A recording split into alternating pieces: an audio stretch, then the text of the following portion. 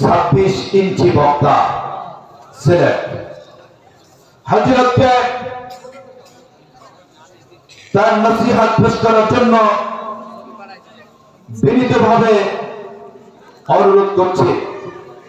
আল্লাহুম্মা সাল্লি আলা মুহাম্মাদ ওয়া আলা আলি মুহাম্মাদ কামা সাল্লাইতা আলা ইব্রাহিম ওয়া আলা আলি ইব্রাহিম ইন্নাকা হামিদুম মাজিদ।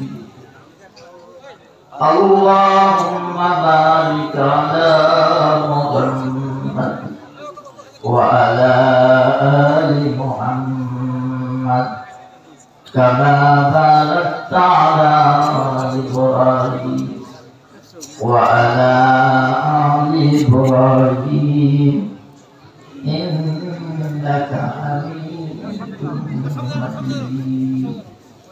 একটু জিকির করেন লা ইলাহা ইল্লাল্লাহ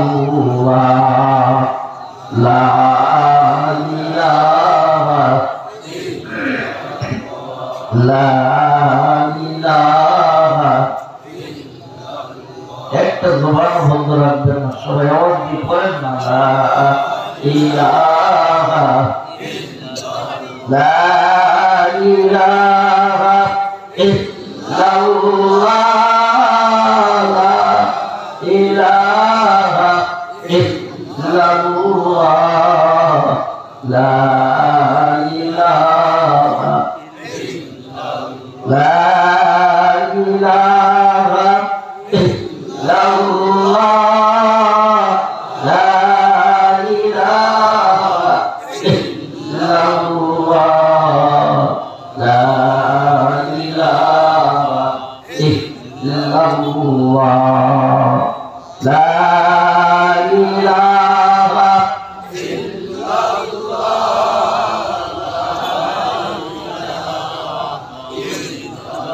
আসমানের মালিক যেই আল্লাহ, জমিনের মালিক সেই আল্লাহ। বলো আপনি আমার মালিক এক লা ইলাহা লা ইলাহা ইল্লাল্লাহ লা ইলাহা সুবহানাল্লাহ আলহামদুলিল্লাহ লা ইলাহা ইল্লাল্লাহ সুবহানাল্লাহ আলহামদুলিল্লাহ লা ইলাহা ইল্লাল্লাহ লা ইলাহা ইল্লাল্লাহ লা ইলাহা লা ইলাহা ইল্লাল্লাহ মুহাম্মাদুর রাসূলুল্লাহ সাল্লাল্লাহু আলাইহি ওয়াসাল্লাম।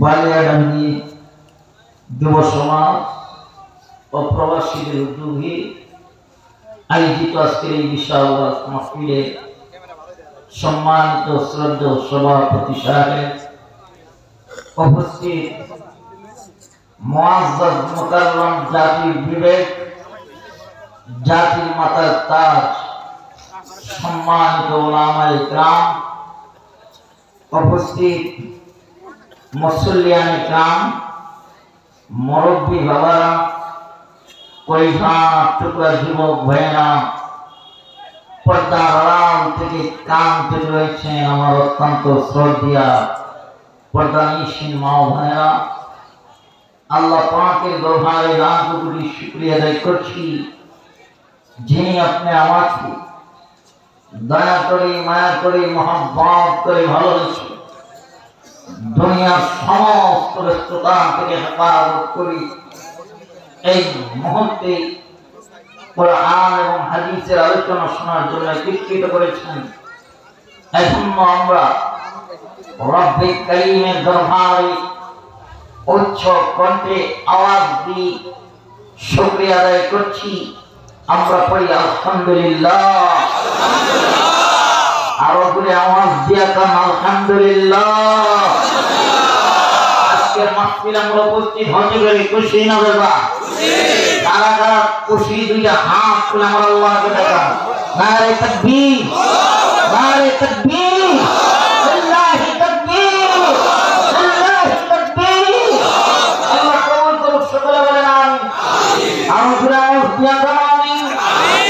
মুহতারাম হাজির, আমি অসুস্থ মানুষ, শ্বাস নিতে কষ্ট হচ্ছে, আপনারা লক্ষ্য করতে পারতেছেন। তারপরেও এই মঞ্চে বসার পরে আপনাদের আগমন দেখে, উপস্থিতি দেখে আলহামদুলিল্লাহ আমার কাছে অনেক ভালো লাগতেছে। আপনারা যদি শেষ পর্যন্ত বসেন তাহলে আপনাদেরকে নিয়ে কিছু আলোচনা করার জন্য পবিত্র কালামে 5 থেকে একটা আয়াতে কারিমা তেলাওয়াত করেছি। রাসূল করিম সাল্লাল্লাহু আলাইহি সাল্লামের অসংখ্য অগণিত হাদিসের ভান্ডার থেকে বুখারী শরীফের একটা হাদিসও পেশ করেছি। এর আলোকে কিছু আলোচনা করব। আল্লাহ পাক যেন আমাকে সুস্থতার সহিত ইখলাস নিয়তে কিছু কথা বলার এবং আপনাদেরকে শোনার তৌফিক দান করেন, সকলে বলেন আমিন। দেখেন, আজকে আমরা এখানে বসতে পেরেছি, এজন্য রব্বে কারীমের দরবারে বারবার শুকরিয়া আদায় করছি। এমন দিন গেছে এই সমস্ত প্রধান করতে যায় বারবার কানাতে যায় পারমিশন নেওয়া লাগছে। পারমিশন নিতে যাও, পারমিশন দেওয়া হয় না। এই তো গত বছর এই ভাঙ্গায় জায়গায় প্রোগ্রামে আসছিলাম, যাত্রাবাড়ি পার হয়ে গেছি, কর্তৃপক্ষ ফোন দিয়ে বলতেছে হুজুর আইসা লাভ নাই, প্রশাসন মাহফিল বন্ধ করে দিয়েছে। এরকম হয়েছে মাঝে মধ্যে আপনাদের এলাকায়? হয়েছে কি হয়েছে না? এই হুজুর ওয়াজ করতে পারবে না, ওই হুজুর ওয়াজ করতে পারবে না, গরম বক্তব্য দেওয়া যাবে না, গরম বক্তব্য দেওয়া যাবে না, সুদের বিরুদ্ধে কথা বলা যাবে না, ঘুষের বিরুদ্ধে কথা বলা যাবে না, দুর্নীতির বিরুদ্ধে কথা বলা যাবে না। এরকম কিছু আইন কানুন আমাদের উপরে চালু করে দেওয়া হয়েছিল, কথা বলেন ঠিক কিনা? এখন এই সুযোগ আছে, কথা কোনো মারা আছে, এই সুযোগ আছে, আর সুযোগ না। যারা চাইছিল ওলামায়ে কেরামের দোলানকে বন্ধ করে রাখবে, যারা চাইছিল ওলামায়ে কেরামের হাতে হাত করা লাগাইয়া কোমরে রশি বাইন্ধা ওলামায়ে কেরামদেরকে নারী কেলেঙ্কারিতে ভাসাইয়া জাতির সামনে তাদের মান সম্মান হানি করবে, যারা এই চেষ্টা প্রচেষ্টা করেছিল, আল্লাহ পাক আজকে তাদেরকে এই বাংলা জমিন থেকে বিতাড়িত করে দিয়েছেন। আল্লাহ কয় ইন্না বাতশা রাব্বিকা লাশাদীদ, ছেলে আল্লাহ আমার দোয়া বড় সত্য দোয়া, আমি যখন ধরি তখন ছাড়ি না। আল্লাহ ছাড় দেয়, ছেড়ে দেয় আমার দূরে কম। এই শরীরে ছাড়, এই দেশ থেকে বিদায় হয়ে যাওয়ার পরে তাদের দুর্নীতি, তাদের দুই নম্বরি একের পর এক প্রকাশ হইতেছে, কথা বলেন ঠিক কিনা? আপনারা দেখেছেন গতকালকে সাংবাদিক ইলিয়াসের মাধ্যমে যাকে বঙ্গবন্ধুর পরিণামে আখ্যায়িত করা হয়েছিল, মেজর ডালিম গাইতে এসেছিল, কথা বলে না? 8 মিলিয়ন মানুষ একসাথে লাগতেছে। কত মিলিয়ন? মুহতারাম হাজির, তো তার বক্তব্য আমি শুনলাম, শোনার পরে দেখলাম আমরা এতদিন যে ইতিহাস পড়ে আসছি, আমরা এতদিন ধরে বাংলাদেশের যত ইতিহাস শুনতেছি সবগুলা উল্টা পাল্টা লাগতেছে, কথা বল ঠিক কিনা? আরো আওয়াজ দিয়া কো মুহতারাম হাজিরিন, তো আপনাদের কাছে এই কথা বলার উদ্দেশ্য হলো যারা উলামায়ে কেরামদের সাথে বিয়াদবি করবে, যারা মসজিদ মাদ্রাসা নিয়ে বিয়াদবি করবে, যারা এই দেশের মুসলিয়ায়ে কেরামদের সাথে বিয়াদবি করবে, আল্লাহ পাক তাদেরকে বর্ষণকালে চারবে না, কথা বলেন ঠিক কিনা? আমরা ভার বলেছি, আমরা ভার বোঝানোর চেষ্টা করেছি, আমরা ফেরাউনের ইতিহাস শুনিয়েছি, আমরা নমরুদের ইতিহাস শুনিয়েছি, আমরা কারুনের ইতিহাস শুনিয়েছি, তারপরে ওরা হুঁশিয়ার হয় নাই, সাবধান হয় নাই, কথা বলে ঠিক কিনা? ওরা মনে করছে মোল্লার তোর মসজিদ পর্যন্ত, কোথায় আরো বলেতাম মোল্লার তোর মসজিদ পর্যন্ত, কিন্তু এই 2024 সালে মোল্লারা দেখিয়ে দিয়েছে মোল্লার তোর মসজিদ পর্যন্ত নয়, মোল্লার তোর সারা পৃথিবী পর্যন্ত।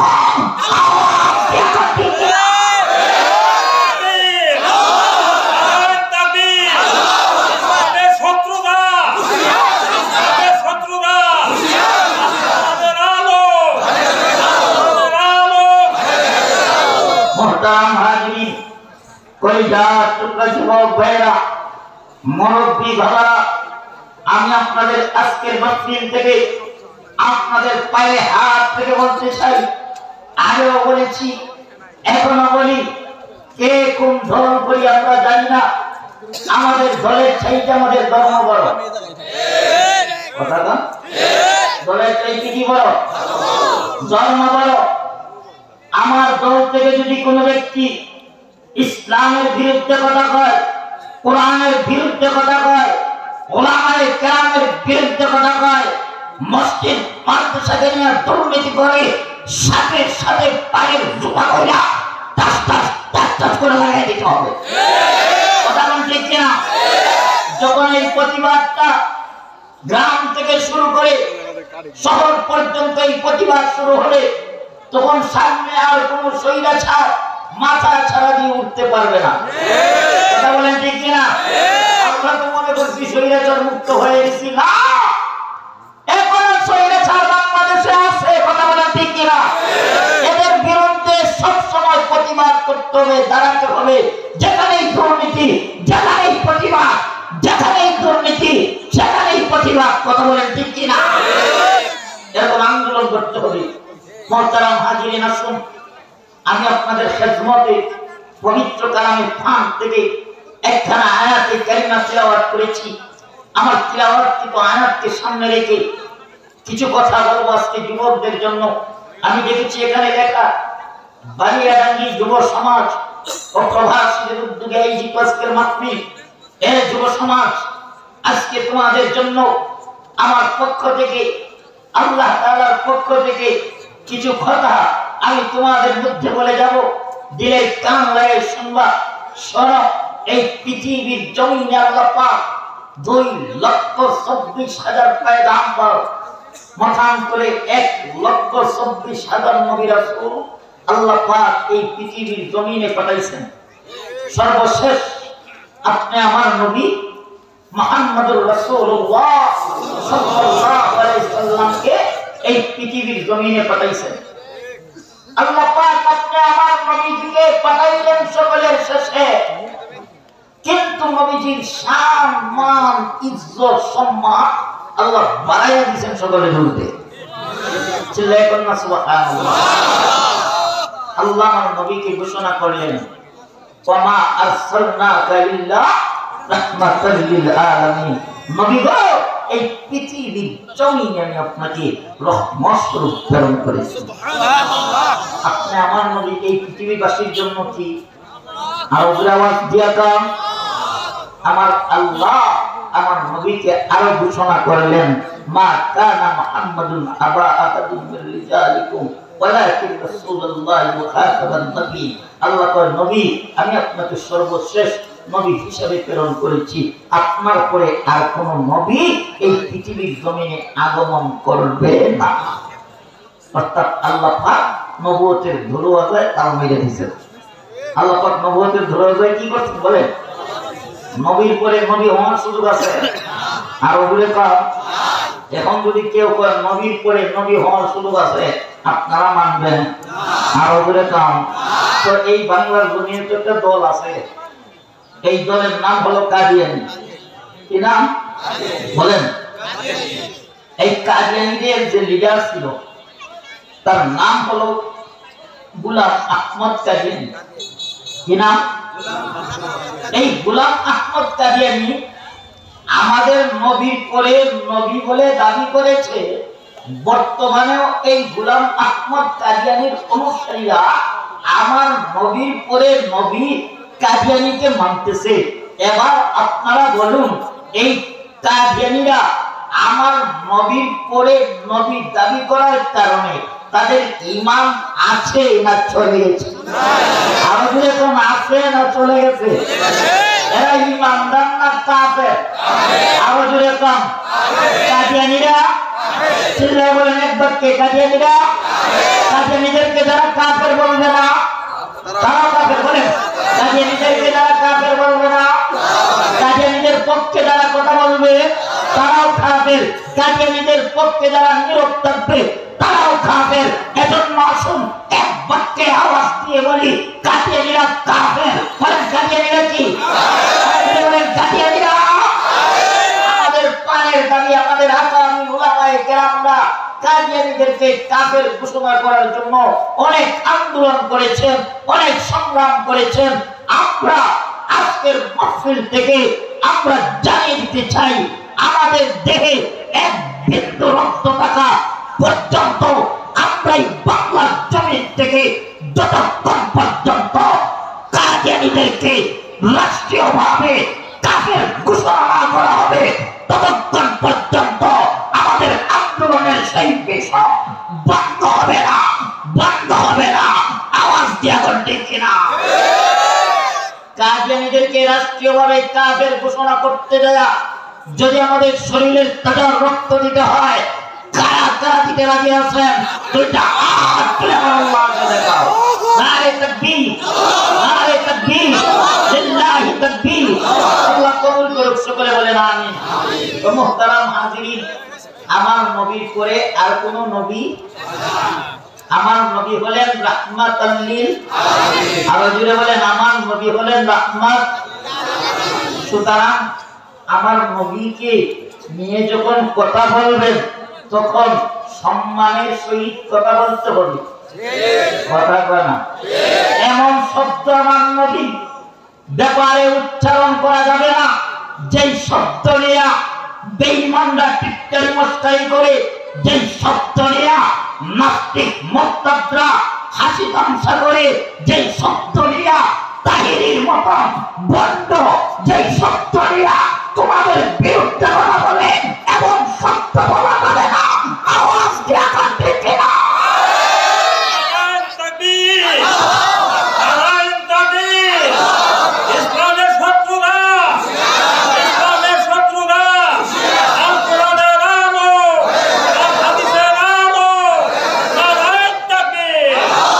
মুহতারাম হাজিরিন, আমার তিলাওয়াতকৃত আয়াতের মধ্যে আল্লাহ বলেন, কুল ইন কুনতুম তুহিব্বুনাল্লাহ। আল্লাহ বলেন, হাবিব আপনি আপনার উম্মতদেরকে বলেন, তারা যদি আমি আল্লাহ পাকের ভালোবাসা পেতে চায়, ফাত্তাবিউনি, তারা যেন তুমি নবীকে অনুসরণ অনুকরণ এতাত করে ভালোবাসে। চিৎকার দিয়ে কোন সুবহানাল্লাহ। আল্লাহ বলেন, হাবিব আমার, যারা আপনাকে অনুসরণ অনুকরণ এতাত করবে, ভালোবাসবে, আমি আল্লাহ পাক তাদেরকে দুইটা পুরস্কার দিব। কয়টা? আওয়াজ দিয়ে কন্যা কয়টা? যারা আপনাকে অনুসরণ করুন, এতাত করবে, ভালোবাসবে, আমি তাদেরকে দুইটা পুরস্কার দিব। এক নাম্বার, আমি আল্লাহ তাদেরকে ভালোবাসবো। দুই নাম্বার, আমি আল্লাহ পাক তাদের জিন্দেগির তামাম গুনাহ মাফ করে দিব।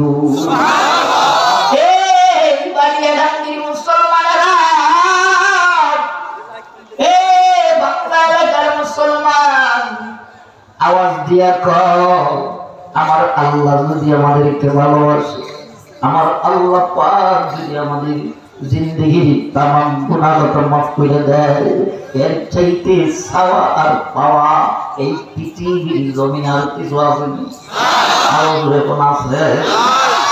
তবে আল্লাহ পাকের ভালোবাসা পাইতে গেলে, আল্লাহ পাকের কাছ থেকে পাওয়া পাইতে গেলে, আল্লাহ বলেন তার হাবিবকে অনুসরণ করুন। এতাত করা লাগবে, ভালোবাসা লাগবে, মহব্বত করা লাগবে। কাকে মহব্বত করা লাগবে? নবীজিকে বলেন আওয়াজ দিয়ে, কাকে? নবীজিকে। কিভাবে মহব্বত করবেন? মহব্বতের তো মাপকাঠি থাকা দরকার।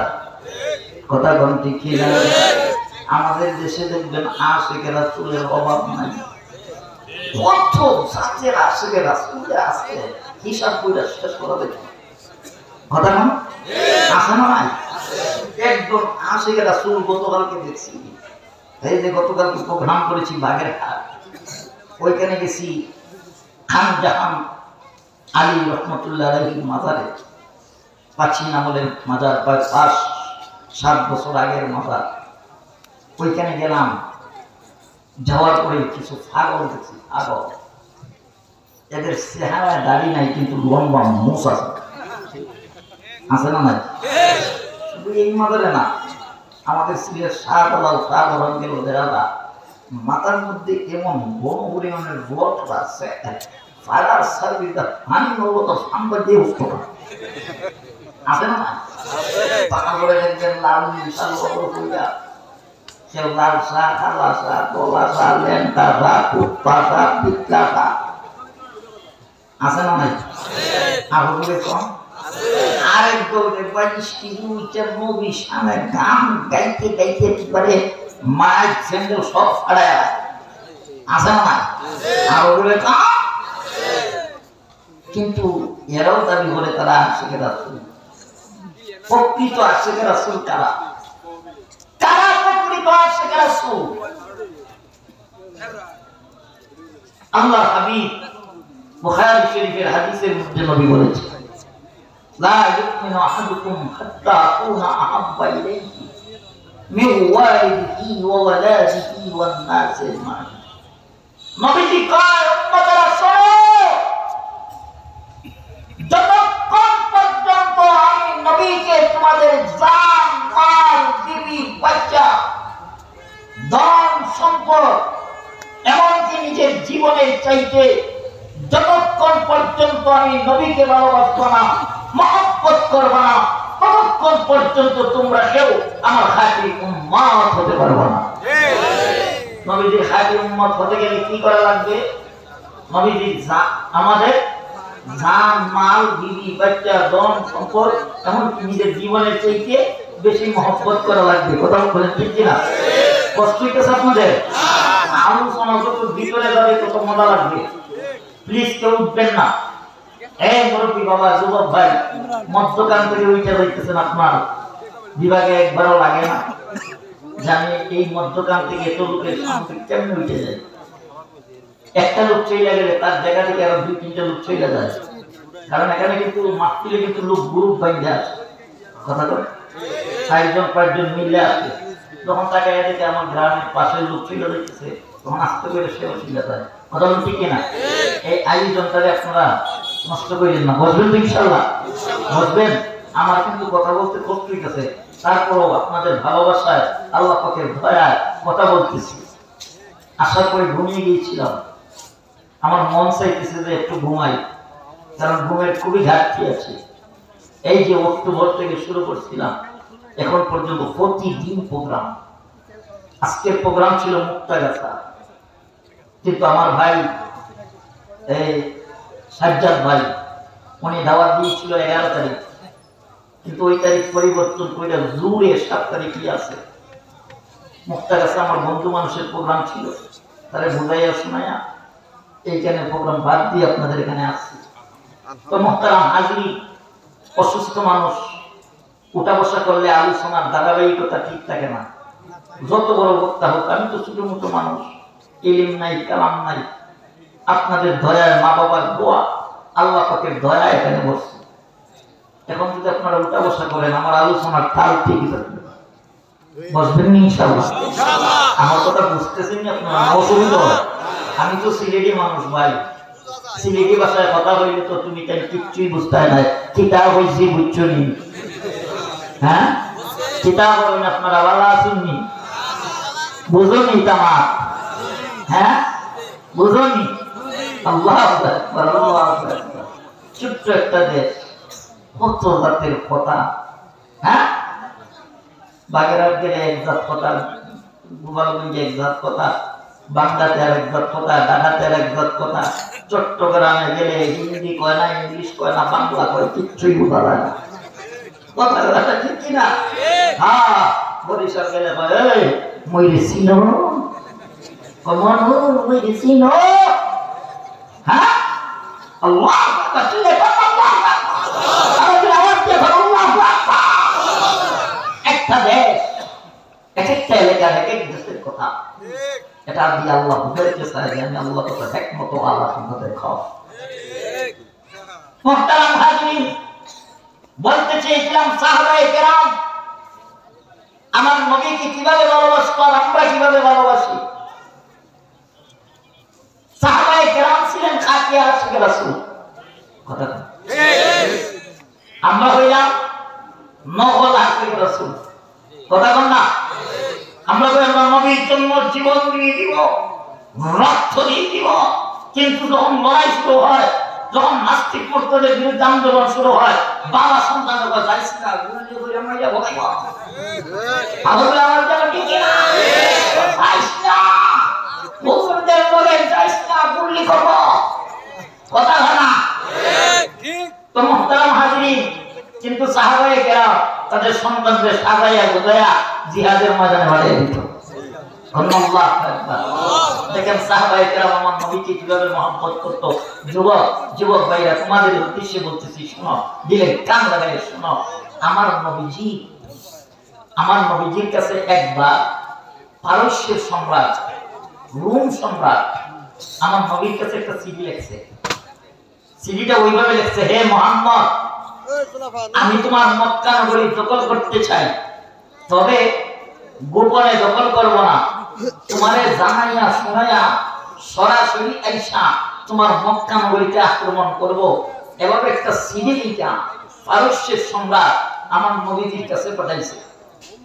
আচ্ছা বলেন, আপনাদের এই বাংলাতে যদি পার্শ্ববর্তী এলাকা থেকে যদি কেউ চিঠি লেখে যে তোমরা জানাইয়া শোনাইয়া আগামী কত তারিখ আপনাদের বালিয়া ডাঙ্গিয়া আইসা আমরা আক্রমণ করব, বলেন আপনাদের প্রস্তুতিটা কেমন হবে? কেমন হবে? বেটা কথা বল না, আরো ধরে কর, ও বেটা তোর কত শক্তি আছে আমরা দেখবো, হুমকি দে। কিন্তু আমার নবীকে হুমকি দিতেছে পারস্যের সম্রাট। আমার নবীজি সিটিখানা ফাইয়া সমস্ত সাহাবায়ে কেরামদেরকে ডাকছেন। দেখে কোন সাহাবায়ে কেরামরা, দেখো পারস্যের সম্রাট চিঠি লিখছে, সে নাকি আমাদের মক্কা নগরীতে আসবে, আইসা আমাদের মক্কা নগরী দখল করে নিবে, তাও আবার দুজনে না, সরাসরি আসবে। ও সাহাবায়ে কেরাম, এই বিষয়ে কি করা হয় তোমাদের কাছে মতামত চাই। চিল্লাই আল্লাহু আকবার। আমার নবীও সাহাবায়ে কেরামের সাথে পরামর্শ করছেন, কথা বল ঠিক কিনা? আমরাও পরামর্শ করি কি করি না? কথা না, পরামর্শ ছাড়া যদি কোনো কাজ করে কেউ, তাহলে এই কাজের মধ্যে বরকত হয় না, উল্টা পাল্টা হয়ে যায়, কথা বল ঠিক কিনা? এজন্য নবীর সুন্নাত হইল কোন কাজ করলে পরে আপনার ফ্যামিলি হোক অথবা আপনার গ্রামে হোক, যে কোনো ভাবেই হোক, আপনার ফ্যামিলিতে যদি হয় ফ্যামিলির সবাই নিয়ে বসবা যে ঘর বানাইতে চাই কিভাবে বানাইবো, অমুক জমি রাখতে চাই কিভাবে রাখবো, সবাই নিয়ে পরামর্শ কইরা যদি একটা কাজ করে এখানে সুন্নত আদায় দিব, আল্লাহ তাআলা এর মধ্যে বরকত দান করবে। মুহতারাম হাজিরিন, তো সাহাবায়ে কেরামকে নিয়ে আমার নবীজি পরামর্শ করছে। পরামর্শ করার পরে পরামর্শ চাইলেন কি করা যায়। তখন সাহাবায়ে কেরাম, যুবকরা খেয়াল করো, তখন সাহাবায়ে কেরাম এক বাক্যে বলে দিলেন, ইয়া রাসূলুল্লাহ, আল্লাহর জমিনে আল্লাহর দ্বীনকে জিন্দা করার জন্য, আপনার ইজ্জতের হেফাজত করার জন্য এই মুহূর্তে যদি আমাদেরকে সমুদ্রের মধ্যে ঝাঁপ দিতে বলেন, আমরা সমুদ্রে ঝাঁপ দিতে প্রস্তুত। ইয়া রাসূলুল্লাহ, ইয়া হাবিবাল্লাহ, আল্লাহর জমিনে আল্লাহর দ্বীনকে জিন্দা করার জন্য, আপনার ইজ্জতের হেফাজতের জন্য এই মুহূর্তে যদি আমাদেরকে আগুনের মধ্যে ঝাঁপ দিতে বলেন, আমরা আগুনে ঝাঁপ দিতে প্রস্তুত। ইয়া রাসূলুল্লাহ, ইয়া হাবিবাল্লাহ, আল্লাহর জমিনে আল্লাহর দ্বীনকে জিন্দা করার জন্য, আপনার ইজ্জতের হেফাজতের জন্য এই মুহূর্তে যদি আমাদের ধন সম্পদ দিতে হয়, আমরা তাও দিতে প্রস্তুত। ইয়া রাসূলুল্লাহ, আল্লাহর জমিনে আল্লাহর দ্বীনকে জিন্দা করার জন্য, আপনার ইজ্জতের হেফাজতের জন্য এই মুহূর্তে যদি আমাদের জীবনটা দিতে হয়, আমরা আমাদের জীবন দিব। চিল্লায় করুন আল্লাহু আকবার।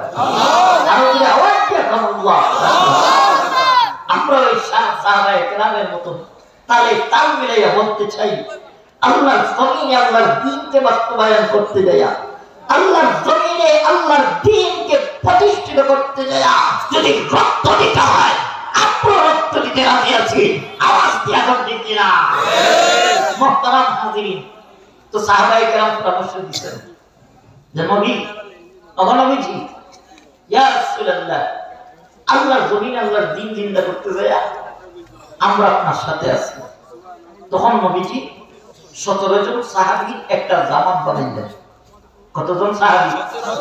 খেয়াল করেন, এদের মধ্যে একজনকে আমির বানাইলেন, সেনাপ্রধান বানাইলেন, লিডার বানাইলেন।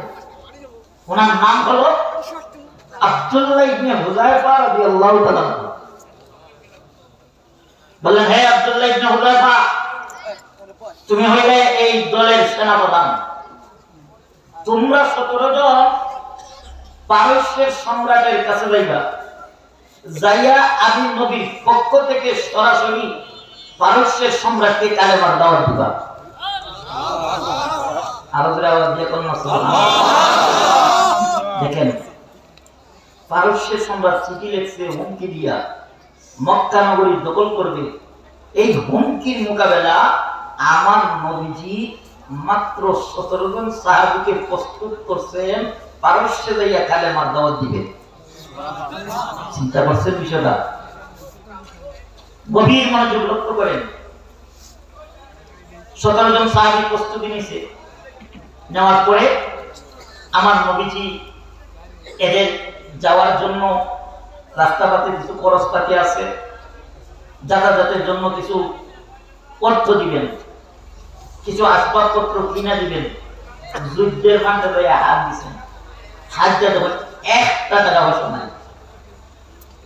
সঙ্গে সঙ্গে নবীজি সাহাবায়ে কেরামের কাছে কালেকশনের হাত বাড়াইছেন। চিল্লায় করুন সুবহানাল্লাহ। আমরা তো মাঝে মধ্যে আপনাদের কাছে কালেকশনের হাত পাতাই, পাতি কি পাতি না বলে? মসজিদের জন্য, মাদ্রাসার জন্য, ওয়াজের জন্য হাত বাড়াই কি বাড়াই না? আমার নবীও দ্বীনের জন্য সাহাবায়ে কেরামের কাছে মাঝে মধ্যে কালেকশন করতেন।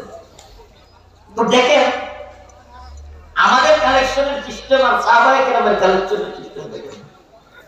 আমরা যখন আপনাদের কাছে সাহায্যের হাত বাড়াই, কালেকশনের হাত বাড়াই, যদি কোন রকম খালি বুঝতে পারে যে হুজুর এই মুহূর্তে কালেকশন করব, আস্তে আস্তে করে চুপচাপ ময়দান থেকে উঠে চলে যায়। এরকম কিছু লোক আছে না? নাই? আপনাদের এলাকায় আছে না এরকম? আছে। দেখবেন কালেকশনের আলামত চাইলে উঠে চলে যায়। এটা হলো একদল মানুষের অভ্যাস। আরে বেটা, দিতে পারবি না, বসে থাকো, সব হবে। ওইটা দাম কেন? দেখেন আমার নবীজি সাহাবায়ে কেরামের কাছে হাত বাড়াইছেন। একজন সাহাবী দাঁড়ায় কয়, ইয়া রাসূলুল্লাহ, আমি যুদ্ধের ফান্ডে 100 দিরহাম দিলাম। আরেকজন সাহাবী দাঁড়ায় কয়, ইয়া রাসূলুল্লাহ, আমি 200 দিরহাম। আরেকজন দাঁড়ায় কয়, ইয়া রাসূলুল্লাহ, আমি 500। আরেকজন দাঁড়ায় কয়, ইয়া রাসূলুল্লাহ, আমি 1000। এভাবে একটা প্রতিযোগিতা শুরু করে দিয়েছেন। সুবহানাল্লাহ। এই কালেকশনের মধ্য দিয়া আশ্চর্যজনক একটা ঘটনা মিলে গেছে। বলবো না, কষ্ট হইতেছে আপনাদের? হঠাৎ করে দেখা যায় একটা মহিলা ছোট্ট একটা বাচ্চা কোলে নিয়ে আস্তে আস্তে করে সাহাবায়ে কেরামের মজলিসের দিকে আসতেছে।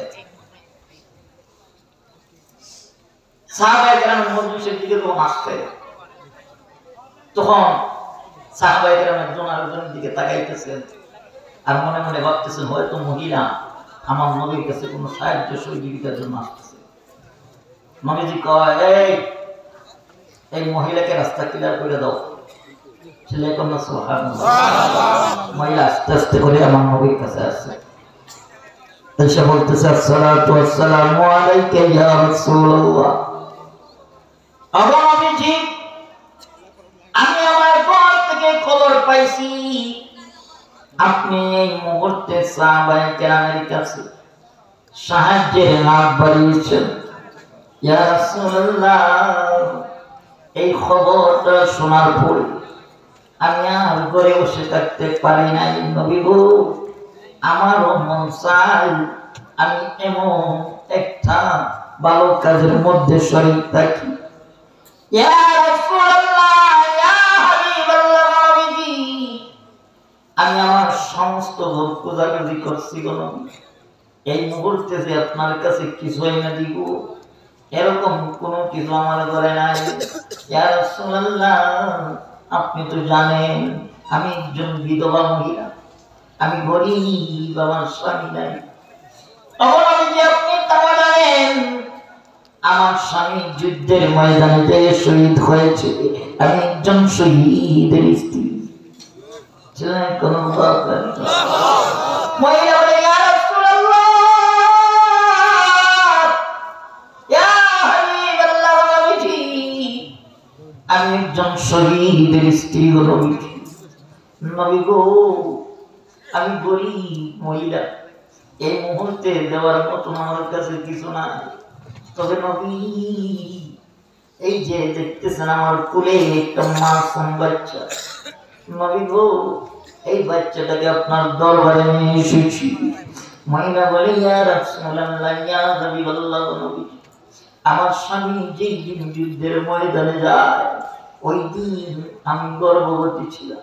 আমার গর্ভে একটা সন্তান ছিল।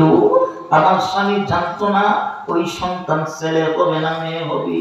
কিন্তু নবী গো, আমার স্বামী আমার ওসিয়ত কইরা গেছে, আমি যুদ্ধের ময়দানে চলে যাচ্ছি, জানি না গাজী হয়ে ফিরে আসবো কিনা। বিবি গো, যদি আমি যুদ্ধের ময়দানে শহীদ হয়ে যাই, হে বিবি, তোমার কাছে আমার আবদার, বিবি, তোমার গর্ভে যে সন্তানটিকে রেখে যাচ্ছি ওই সন্তানটাকে তুমি আল্লাহ রাস্তায় সদকা করে দিও।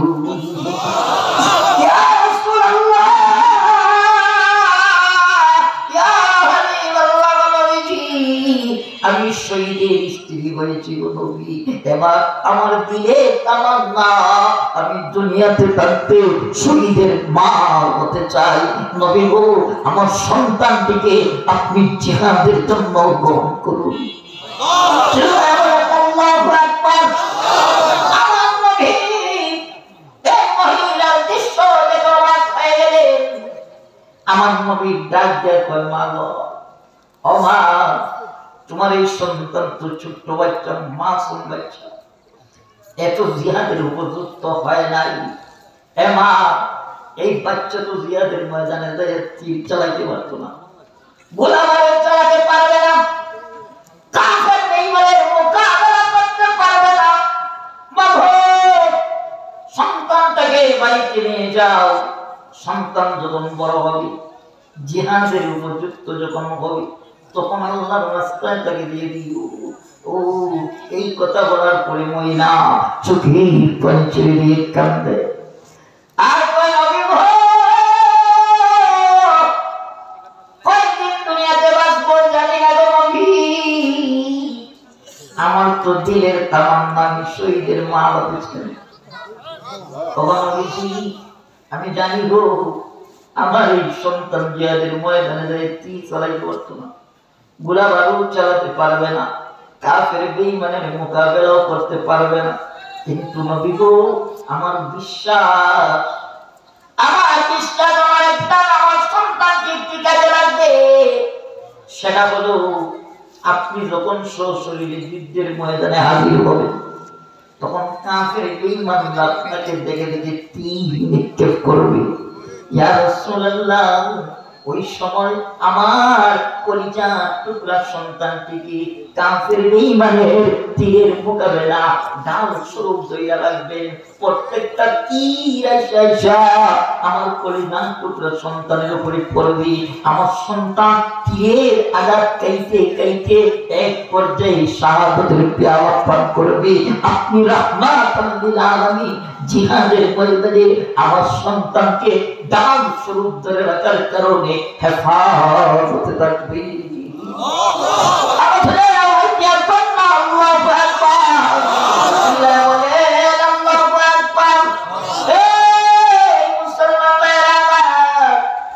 মুসলমান বাবারা ও মুসলমান মা বোনেরা দেখো আজকে রাসূল করে কই দেখো মহিলা আমার নবীকে হেফাজতের জন্য ডাল স্বরূপ সন্তান দিয়া দেয় চিল্লে কন্যা সুবহানাল্লাহ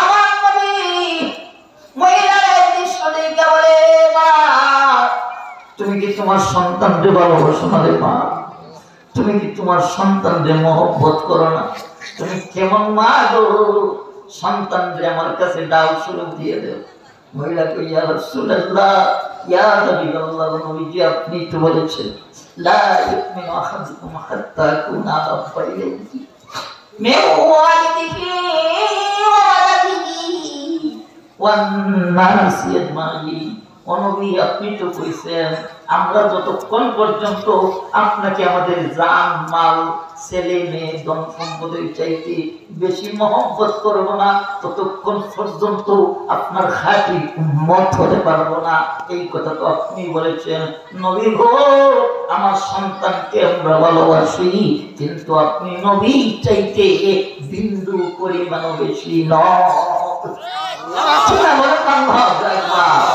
আমার ভাইরা আমার বন্ধুরা গভীর মনোযোগ স্মরণ আসেনি কয়েকজন সাহাবী নবী প্রস্তুত করছেন বলবো না শেষ করে দিব হ্যাঁ বলবো আমার ভাইরা 17 জন সাহাবী নবীর নির্দেশ পারস্যে গেছে পারস্যে যাওয়ার সাথে সাথে পারস্যের গোয়েন্দা বাহিনীরা খবর পাইছে যে আমাদের রাজ্যের ভিতরে মুহাম্মদ সাল্লাল্লাহু আলাইহি সাল্লামের একটা বাহিনী প্রবেশ করছে এরা দ্বীনের দাওয়াত দিবে পারস্যের সম্রাট গোয়েন্দার মাধ্যমে এই খবর পাইয়া চতুর্দিকে প্রশাসন নিয়োজিত করছে যাদেরকে দেখা মাত্রই গ্রেফতার করবা বর্ডার গরম চতুর্দিকে এরা খালি যাইয়া পারস্যে প্রবেশ করছে প্রবেশ করার সাথে সাথেই পারস্যের প্রশাসন এদেরকে গ্রেফতার করছে গ্রেফতার করে 17 জন সাহাবী নিয়ে গেছে পারস্যের সম্রাটের কাছে যুবক ভাইয়া খেয়াল করুন দেখেন আল্লাহর দ্বীনকে আল্লাহর জমিনে জিন্দা করতে যায় কত কষ্ট করছেন সাহাবায়ে গ্রেফতার করে নিয়ে গেছে পারস্যের সম্রাটের কাছে পারস্যের সম্রাট এদের চেহারার দিকে তাকাইয়া কয় এই তোমরা কই থেকে আসছো বলে আমরা মক্কা নগরী থেকে আসছি বলে তোমরা খানা বলে আমরা হলাম হযরত মুহাম্মদ সাল্লাল্লাহু আলাইহি সাল্লামের সৈনিক আমরা হলাম মুহাম্মদের সৈনিক চিল্লাই করুন আল্লাহু আকবার কেন আসছো আমরা আসছি আল্লাহর জমিনে আল্লাহর দ্বীনকে জিন্দা করার জন্য জানো এই রাজ্যের ভিতরে কার নির্দেশে চলে এই রাজ্য? বলে জানি, আপনার নির্দেশেই চলে। বলে শোনো, আমার রাজ্যের ভিতরে দুইটা আমার বিরুদ্ধে উল্টা পাল্টা করবা, একটাও জীবিত দেখতে পারবা না, সব কটাকে হত্যা করে ফেলবে। কি করে ফেলবে? হত্যার হুমকি দিচ্ছে। হত্যার হুমকি দেওয়ার পরে খুব খেয়াল করে, এই যুবক ভাইরা লক্ষ্য করো, হত্যার হুমকি দিচ্ছে। হুমকি দেওয়ার পরে বলতেছে, তোমাদের মধ্যে লিডারকে? এমনকি একজন হাত তোলা দিচ্ছে, এই যুবক ভাইরা বলো, আমাদের কয়েকজন যদি দুই আনে যদি বলে তোমরা এই মুহূর্তে হত্যা করবো, আর যদি তোদের মধ্যে লিডার খেয়ে, তোদের মধ্যে নেতা খেয়ে, বলেন নেতাকে সহজে হাত তুলে দিব, কথা কর না? এই যে বাস্তব প্রমাণ দেখেন 2024 আগে সাইন দোকানে বসলে হলে আওয়ামী লীগের নেতার সাংসদে না, এই সাংসদ বড় বড় কথার কারণে সাইন দোকানে বসে সারা হয়ে গেছে না, কথা কর না? আর বলে কম। কিন্তু এখন যে আওয়ামী লীগ পরিচয় দিব, এই পরিচয় দিতেই বল, কথা কর না? আমরা কি আওয়ামী লীগ? হ্যাঁ, আপনার তো ইসলাম চৌধুরীর মাল, কথা কর না? গভীর মনোযোগ লক্ষ্য করো, দিলের কান লাগে শোনো। যেই মাত্র কইছে তোদের লিডারকে এমনি হাত তুলে দিছে, কারণ কত নাম কি? কমন নাম হলো আব্দুল্লাহ ইবনে হুযায়ফা। কই আব্দুল্লাহ ইবনে হুযায়ফা, শোন, তুই যুবক মানুষ, বিবাহ কি করছ? না, শোন, তোর একটা অফার দিই। আমার রাজ্যের ভিতরে সবচাইতে যে সুন্দরী মেয়ে আছে, ওই মেয়েকে তোর কাছে বিবাহ দিব, আর কিছু ধন সম্পদ তোর নামে লিখে দিব। শর্ত হইল তুই মুহাম্মদের কালেমাটা চাইতে দে, আর আমাদের ধর্মটা গ্রহণ করে না।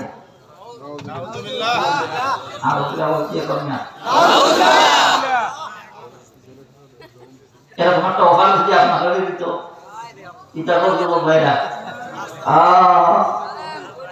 এরকম অফারের লাগি ইমাম সারছে, কথা বল ঠিক না? বেঈমান হয়েছে মানুষ, মেয়ের লোকের দনের লোকে, কথা বল ঠিক না? নবীজি সাহাবী আব্দুল্লাহ ইবনে হুযায়ফা কয়, এই তোর এলাকাতে মেয়ে নেওয়ার জন্য আসি নাই, ধন সম্পদ নেওয়ার জন্য আসি নাই, আমরা এসেছি আল্লাহর জমিনে আল্লাহর দ্বীনকে জিন্দা করার জন্য। সম্রাট শোনো, যদি দুনিয়াতে শান্তি চাও, পরকালে মুক্তি চাও, নবীর পক্ষ থেকে আল্লাহর বাণী কালাম, আল্লাহর বাণী কালাম কালেমার দাওয়াত দিচ্ছি। পর লা ইলাহা ইল্লাল্লাহু মুহাম্মাদুর রাসূলুল্লাহ সাল্লাল্লাহু আলাইহি ওয়াসাল্লাম। যেই মাত্র কালেমার দাওয়াত দিছে, পারস্যের সম্রাটের মাথা নষ্ট হয়ে গেছে। কি রে, মেয়ের লোক দেখাইলাম, ধন সম্পদের লোক দেখাইলাম, উল্টা দিকে খালি আমার দাওয়াত দেয়। তখন পারস্যের সম্রাট বলতেছে, শোনো, তার সেরা সংসারে ডাকছে, ডেকে বলে কি করা যায় পরামর্শ দাও। তার সেরা সংসার কয়, হুজুর, এদেরকে কিভাবে মেয়ের লোক দেখায়, ধন সম্পদের লোক দেখায়, গোলা বারুদের ভয় দেখায়, এদেরকে কোনোভাবেই কন্ট্রোল করা সম্ভব না। বলে তাহলে কি করতে হবে? বলে তোমার যে পাওয়ার আছে, এই পাওয়ারের চাইতে তাদের স্পেশাল একটা পাওয়ার আছে, এই পাওয়ারের নাম হলো ঈমান। বলেন এই পাওয়ারের নাম কি? মুসলমানের পাওয়ারের নাম কি? আরো জোরে বলেন। মুসলমান যখন ঈমানি পাওয়ার নিয়ে নারে তাকবীরের আওয়াজ নিয়ে দাঁড়ায় যায়, তখন বাতিল নাস্তিক মুরতাদের মসনদ তত্তর করে কাঁপতে থাকে। কথা বলেন ঠিক কিনা? মুসলমান ভাইরা আমার, ওদের দামি সম্পদ ঈমানটাকে যতক্ষণ পর্যন্ত নষ্ট না করা যাবে, ততক্ষণ পর্যন্ত এদেরকে আপনার কন্ট্রোলে আনা সম্ভব না। বলে কি করতে হবে? বলে শুনেন, এদের যে লিডার আব্দুল্লাহ ইবনে হুযায়ফা, তাকে আলাদা রুমের ভিতরে বন্দী করে দাও, আর ওই রুমের ভিতরে আপনার যে সুন্দরী রূপসী মেয়েটা আছে, ওই মেয়েকে ওই রুমের ভিতরে ফাটাইয়া দেন। ওই মেয়ে সারা রাত এই রুমের ভিতরে থাকবে, নাচবে, গাইবে, ড্যান্স দিবে, মধুর মধুর কথা কইবে। যদি একবার আব্দুল্লাহ ইবনে হুযায়ফা ওই মেয়ের দিকে খারাপ দৃষ্টিতে তাকায়, তাহলে তার ইমানের হাওয়া 100 থেকে 50 চলে আসবে। আর যদি ওই মেয়ের গায়ে হাত দিয়ে দেয়, তাহলে তার ইমানের পাওয়ার 0 হয়ে যাবে। যখন ইমানের পাওয়ারটা 0 হবে, তখন আমরা হয়ে যাবো 0। কালেমা চাইরা দিবে, আমাদের ধর্ম গ্রহণ করে নেবে। চিল্লায় কন্যা নাউজুবিল্লাহ। আর জোরে আওয়াজ দিয়া কর নাউজুবিল্লাহ। যুবক ভাইরা গভীর মনোযোগ। তাই করা হলো। আব্দুল্লাহ ইবনে হুযায়ফারে বন্দী করছে এক রুমের ভিতরে। বন্দী কইরা সুন্দরী রূপসী এই অত্র এলাকার মধ্যে যে সবচেয়ে সুন্দরী মেয়েটারে বাড়াই দিচ্ছে। মেয়েরে কইছে, তুই সারা রাত যাই এই রুমের ভিতরে, তোর দায়িত্ব হলো তুই যেভাবেই পারস আব্দুল্লাহ ইবনে হুযায়ফারে তোর প্রেমে বস করতে হবে। কি করতে হবে? তোর প্রেমে আশিক বানাইতে হবে। তার ইমান নষ্ট করা লাগবে। মহিলা সেই পজিশন নিয়েই গেছে, রুমের ভিতরে সারা রাত থাকছে।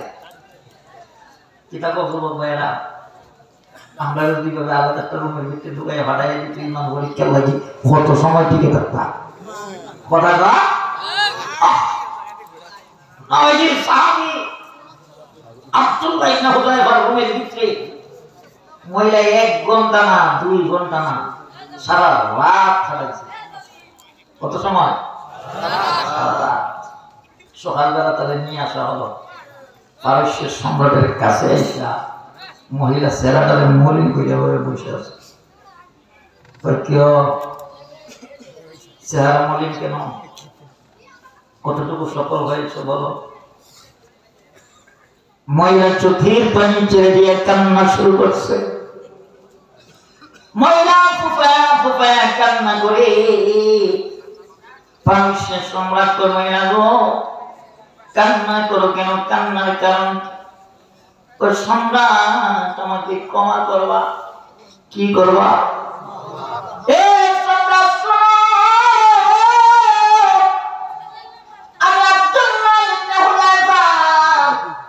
রুমের ভিতরে সারা রাত কাটাইছি গো সম্রাট। ও সম্রাট, আমার তো দায়িত্ব ছিল তাকে আমার প্রেমে আশিক বানানো। সম্রাট খান বিপরীত হয়ে গেছে। কি হয়েছে? আমি উল্টা আব্দুল্লাহ ইবনে হুযায়ফার আশিক হয়ে গেছি। আমার আমার দিয়ে সুবহানাল্লাহ।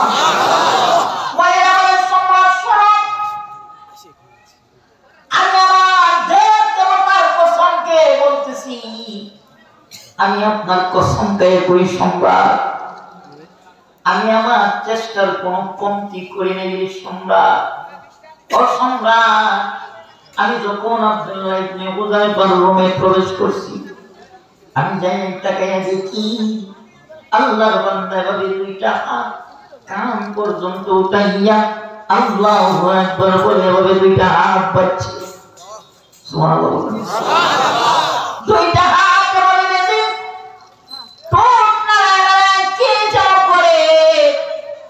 চক্ষু দিয়ে পানি ঠক ঠক ঠক ঠক করে পড়ে কার বয়ে যেন সারা শরীরটা তরতরায় কাঁপে।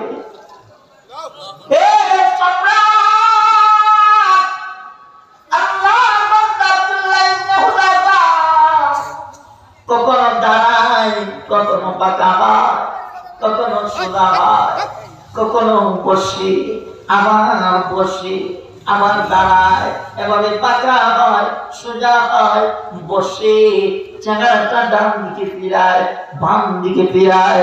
এভাবে করতে করতে আল্লাহর বান্দা সারাটা রাত ইবাদত করে পার করে দিছে।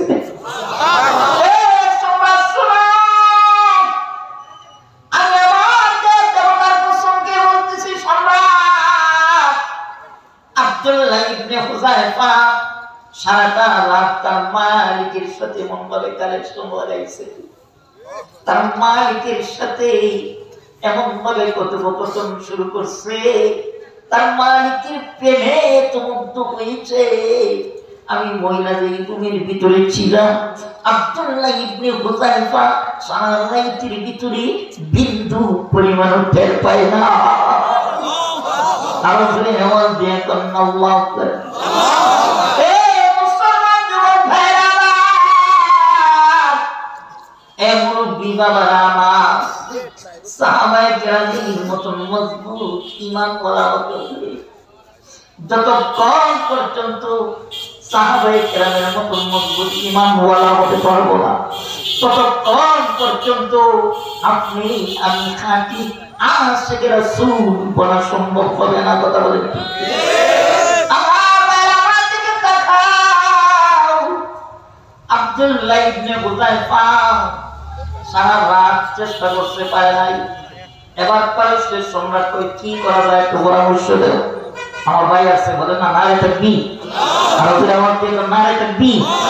আমার ভাই আবুল বাশার ফিরোজপুরি, আমার অত্যন্ত মহব্বতের ভাই, আমাকে অত্যন্ত মহব্বত করে, আমিও মহব্বত করি, ভালোবাসি। উনি আসছে, বক্তারা কত কষ্ট করে হয়তো কোনো জায়গা থেকে মাহফিল শেষ করে খুব দ্রুত গতিতে চলে আসছে। হ্যাঁ, রাত্রিবেলা কুয়াশা, এক হাত জায়গা সামনে দেখা যায় না, খুব রিস্ক নিয়ে আমাদেরকে চলতে হয়। ভাই আসছে, ভাইকে নিয়ে আসেন। মোহতারাম হাজির শুনেন, আমি শেষ করে দিচ্ছি। তো এই চেষ্টা করতে পারে নাই, এবার তার সেলা সংসারে ডাকছে, কয় কি করে যায় বলেন। কয় শোনো, এদেরকে জেলখানার ভিতরে বন্দি করে দাও। কোথায় বলেন, বলেন কোথায়?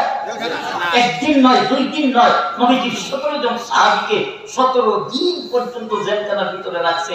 17 দিনের ভিতরে খানা খাওয়াই দূরের কথা, এক ফোঁটা পানিও পান করতে দেয় না, পানিও পান করতে দেয় না। একজন ডাক্তার বানাইছে যে যাও গিয়ে দেখো এরা না খেয়ে আর কতদিন বাঁচতে পারবে।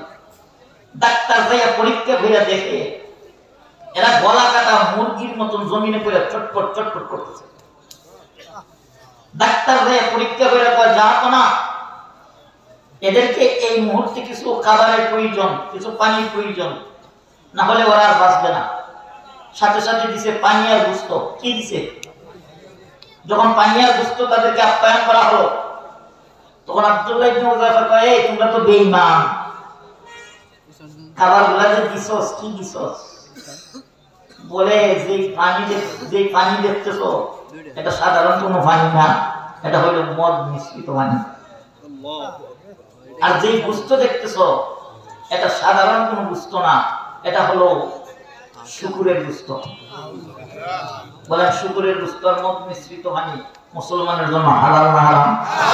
আরো জোরে কোন হালাল না হারাম? আব্দুল্লাহ ইবনে হুযায়ফা কয়, তোমরা আমাদের জীবন চলে যাবে তারপর হারাম খাবার গ্রহণ করব না। আমার ভাইরা আবার কি করলো? খাবার গ্রহণ করে নাই, বলে কি করা যায়? আবার পরামর্শ করছে। এবার তার সেলা সংসার পরামর্শ দিচ্ছে, যা আপনারা শুনেন, এদের 1-2টারে ফাঁসি দিয়ে দেন, বাকি সবকটা এমনি বলে ইসলাম ধর্ম চাইয়ে দিবে, আমাদের ধর্ম গ্রহণ করে নিবে। কলিজার টুকরা যুবক ভাইরা শোনো, নবীজির 17 জন সাহাবী কোমরে রশি বাইদা, হাতে হাত করা লাগাইয়া ফাঁসির মঞ্চ তৈরি, জল্লাদ রেডি। এবার ফাঁসির মঞ্চের দিকে নিয়ে আসতেছে। ফাঁসির মঞ্চের কাছাকাছি যখন আসছে, তখন আব্দুল্লাহ ইবনে হুযায়ফা একবার ফাঁসির মঞ্চের দিকে তাকায়, আরেকবার পারস্যের সম্রাটের দিকে তাকায়, আর মুস্কি মুস্কি হাসি দেয়। চিল্লায় করেন আল্লাহু আকবার। এই সাহাবায়ে কেরামের উত্তরসূরি এই বাংলার জমিনে আছে না নাই? আরো জোরে কোন আছে না নাই? হ্যাঁ, দেখছেন আপনারা উলামায়ে কেরামের হাতে হাত করা লাগাইছিল, কোমরে রশি বাঁধছিল। যখন তাদেরকে কোর্টে তোলা হতো, তখন জাতির সামনে শত দুঃখ কষ্টকে বুকের মধ্যে চাপা দিয়ে জাতির সামনে মাঝে মধ্যে মুস্কি হাসি দিত। কথা জানা, কথা জানা। মুসলমান ভাইরা আমার, আসুন আসুন মুসলমান ভাইরা আমার, এবার সাহাবায়ে কেরাম মুস্কি হাসি দিতেছে। যেই মাত্র মুস্কি হাসি দিছে, এমনিতেই পারস্যের সম্রাটের মাথা নষ্ট হয়ে গেছে। পারস্যের সম্রাট জল্লাদ রেডি, ফাঁসির মঞ্চ রেডি, অথচ হাজার হাজার মানুষ ও দর্শক উপস্থিত। এদের সামনে আমারে হাসি দিয়া আমার সাথে চিৎকারি মুস্কারি করছে। এমনিতেই ডাক জায়গা জল্লাদ, ফাঁসির মঞ্চ, এদেরকে ফাঁসি দিয়ে মারবো না, আরো কঠিন শাস্তি দিতে হবে। বলে কি শাস্তি? বলে বড় কড়াইয়ের মধ্যে গরম তৈরি কর, উত্তপ্ত গরম তৈলের মধ্যে এদেরকে ফলায়া ওই মাছের মতন বাধা বলে মারবে। ছেলে এখন আমার ভাইয়েরা উত্তপ্ত গরম চুল করা হলো। উৎপত্ত গরম চুলের সামনে নবীজি 17 জন সাহাবীকে হাজির করছে। দেখ একটা একটা করে ছাড়বো আর কই মাছের মতন বাজা হয়ে যাবে। এখনো সময় আছে, মুহাম্মাদের কালেমা ছেড়ে দে, আমাদের ধর্ম গ্রহণ করে নে। এমনিতেই পারস্যের সম্রাট হয়, এমনিতেই নবীজির সাহাবায়ে কেরামরা হয়। এই সম্রাট আমাদের জীবন দিতে রাজি, কই মাছের মতন বাজা হইতে রাজি, তারপর ইমাম ছাড়তে রাজি না। চিল্লায় বলেন আল্লাহু আকবার। মুহতারাম হাজিরিন আসুন, আর সামনে যাব না। আমার ভাই এসে গেছে, অনেক কষ্ট করে আসছেন। আমি অনেক দূরে যেতে হবে। আগামীকাল টাঙ্গাইল প্রোগ্রাম, আমাকে চলে যেতে হবে। এজন্য আমি অসুস্থ মানুষ, ভাইয়ের কাছে দোয়া চাই, আপনাদের কাছে দোয়া চাই। আমার জন্য দোয়া করবেন, আমি আপনাদের জন্য দোয়া করি। বিশেষ করে আমার প্রবাসী ভাইরা, এই এলাকার যুবক ভাইরা অনেক কষ্ট করে এই মাহফিলের আয়োজন করেছে। আল্লাহ তাদের আয়োজনকে কবুল করি, তাদের দান সব থেকে যেন আল্লাহ কবুল করে।